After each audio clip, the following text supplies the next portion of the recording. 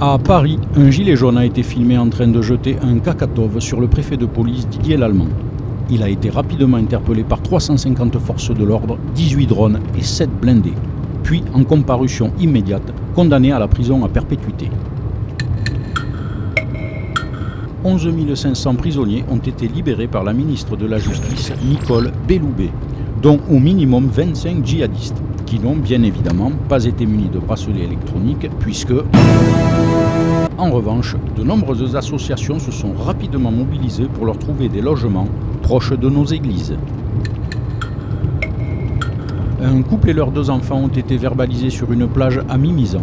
Pour non-respect du confinement, ils ont écopé d'une amende de 4 fois 135 €. Les 2 hélicoptères de la gendarmerie ainsi que les 14 compagnies motorisées engagées sur cette opération ont pu rejoindre leur base à temps pour l'apéro.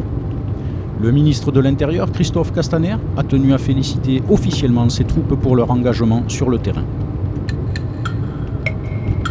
Christophe Castaner, toujours, a officieusement cette fois-ci demandé à ses troupes de ne pas intervenir dans les quartiers sensibles, afin de ne pas envenimer la situation déjà incontrôlable, et de rester concentrés sur les plages, les parcs et forêts, les montagnes, les déserts et les steppes.